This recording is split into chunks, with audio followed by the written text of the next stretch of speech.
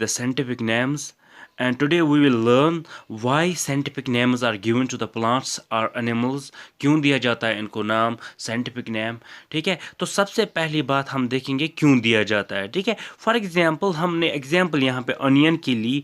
अगर आप देखोगे अनियन को इंग्लिश में अनियन ही कहते हैं, उर्दू में कुछ और कहते हैं, हिंदी में कुछ और कहते हैं, तमिल में कुछ और कहते हैं, कश्मीरी में कुछ और कहते हैं. ठीक है, तो इस उनको हम कहते हैं कॉमन वर्निकुलर नेम्स, जो हम कॉमन लैंग्वेज में हम कहते हैं. इसकी वजह से क्या हो जाता है, पूरे दुनिया में आपका एक कन्फ्यूजन क्रिएट हो जाता है.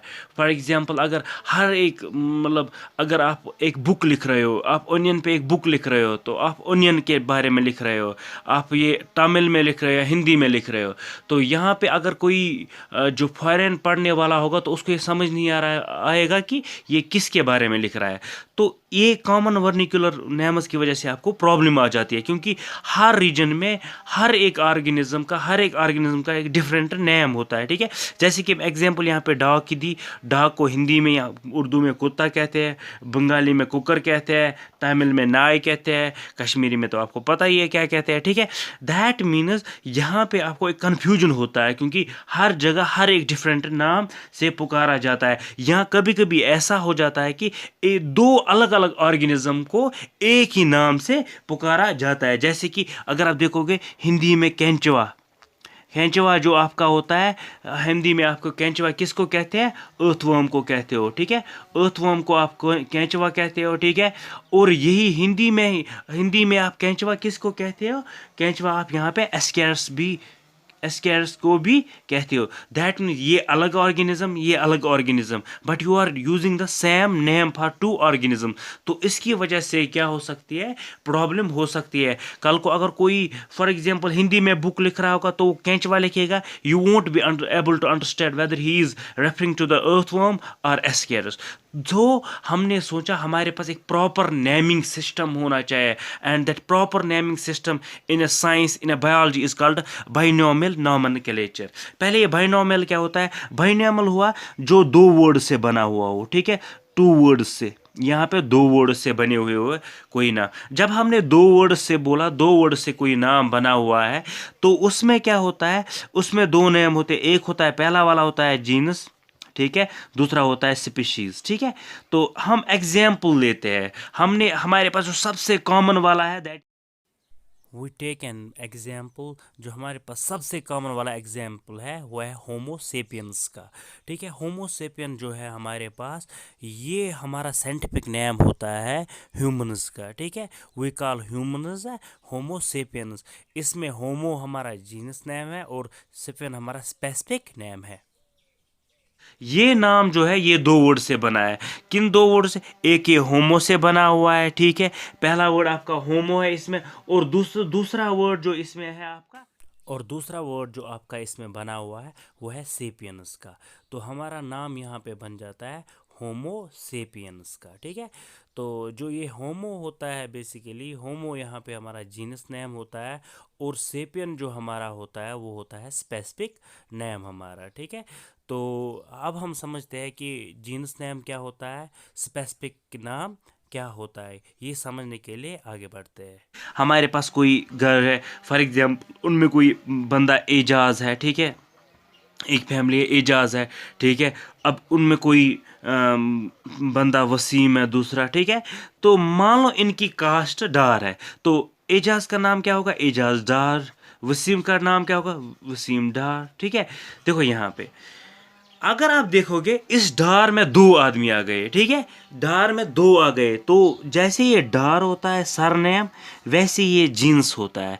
इसमें एक से ज़्यादा ऑर्गेनिज्म्स आ सकते हैं. लेकिन अगर आप देखोगे एजाज, एजाज सिर्फ एक बंदे का नाम है. वैसे ही होता है स्पेसिफिक नेम, स्पीशीज नेम का. ठीक है, ये सिर्फ एक ही बंदे का हो सकता है, एक ही ऑर्गेनिज्म का हो सकता है. जैसे कि जैसे कि हमने एग्जाम्पल दी थी होमो सेपियन में, तो होमो सेपियन को ही हम लेते हैं फिर अब एज एन एग्जाम्पल, जिसमें हम आपको समझाने की कोशिश करेंगे कि जीनस नेम कौन होता है, स्पेसिफिक नेम कौन होता है। जैसे कि हमने पहले ही बोला बाइनॉमियल नॉर्मल क्लेचर में क्या होता है, दो नाम्स होता है, एक होता है हमारा स्पेसिफिक नेम और एक होता है हमारा जीनस नेम। ठीक है, तो ये जो जीनस नेम हमारा होता है वो पहले हम लिखते हैं, उसके बाद हम स्पेसिफिक नेम लिखते हैं। जैसे हमारे पास यहाँ पे होमो है, this is genus name, and हमारे पास यहाँ पे सेपियन है, तो ये हमारे पास और एग्जाम्पल्स है। हमारे पास है एग्जाम्पल किसकी, होमो इरेक्टस की। ठीक है,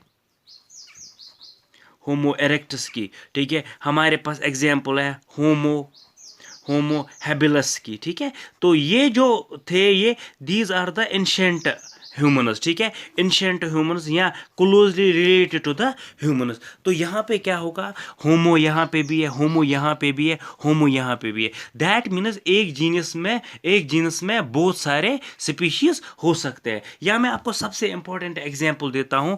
फॉर एग्जांपल अगर आप देखोगे, what is the scientific name of lion, scientific name of a lion is Panthera leo. ठीक है, scientific name of a lion is Panthera leo. You have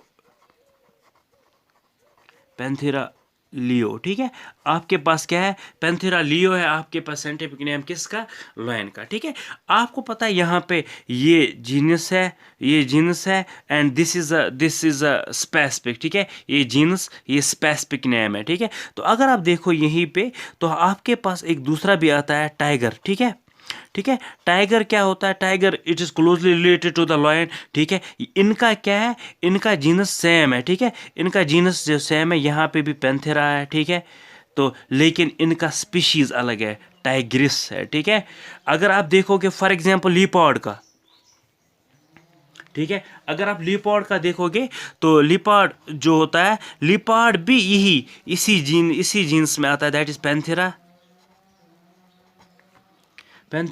और जो ये है इनके, इसका ये स्पीशीज नेम है वो है पैराडस। ठीक है, तो पैंथेरा पैराडस। तो अगर आप देखोगे यहाँ पे हमने 3 एग्जांपल्स देख लिए, लॉयन का जीनस था पैंथेरा, टाइगर का जीनस पैंथेरा, एंड लिपार्ड का जीनस पैंथेरा। तो हमने ये पता चली इससे कि एक जो जीनस में उसमें बहुत सारे ऑर्गेनिजम्स आ सकते हैं, बहुत सारे इंडिविजुअल्स आ सकते हैं, लेकिन जो एक स्पीशीज होता है वो अलग एक टोटल एक एंटिटी हो जाता है आपका। ठीक है, तो हमने क्या देखा, हमारे पास बाइनॉमियल नॉमेनक्लेचर था, तो उसमें 2 चीज़ें आती हैं। अभी बाइनॉमियल नॉमेनक्लेचर 2 होते हैं। ठीक है, जो मैंने पहले लेक्चर में भी बोला, ICBN international code for botanical nomenclature, और दूसरा होता है ICZN। ठीक है, international code for zoological nomenclature.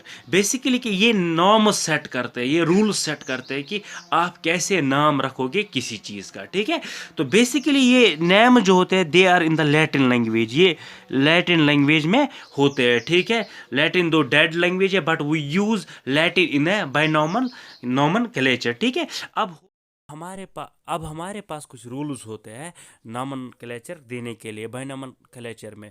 जैसे कि फॉर एग्जांपल हम एग्जांपल लेते हैं ह्यूमंस की। ठीक है, जिनका हमारा साइंटिफिक नेम हो जाता है होमो सेपियंस। ठीक है, तो होमो जो है जीनस है। ठीक है, होमो का हम ये एच जो होता है ये हमेशा कैपिटल लिखते हैं, और जो अब सेपियन हमारा होता है, सेपियन हमारा स्पेसिफिक नेम होता है, और जो सेपियन का जो हम क्या करते हैं, जो एस होता है वो हमेशा हम क्या लिखते हैं, वो हम हमेशा स्मॉल लेटर में लिखते हैं। ठीक है, तो ये एक रूल होता है इसके लिए। प्रिंटिंग इट, अगर आप इसको प्रिंट कर रहे हो तो it should be in italics. ठीक है, ये इटैलिक्स में होना चाहिए, किसी भी सूरत में ये इटैलिक्स में होना चाहिए। अगर अब आप प्रिंट नहीं कर रहे हो, if you are writing it with the hand, then you must underline the scientific name. आपको साइंटिफिक नेम को फिर हमेशा अंडरलाइन करना चाहिए। ठीक है, तो ये जो साइंटिफिक नेम्स का बाइनॉमियल नॉमेनक्लेचर दिया था, ये सबसे पहले दिया था लिनियस ने। ठीक है, कार्लस लिनियस ने दिया था। ठीक है, it was given by the Linnaeus. ठीक है, लिनियस ने ये सबसे पहले दिया था, बाइनॉमियल नॉमेनक्लेचर इन 1758 में दिया था। अपनी एक इसमें दिया था, एक मतलब एक इसकी एक बुक थी, तो उसका नाम था स्पीशीज प्लांट्रम।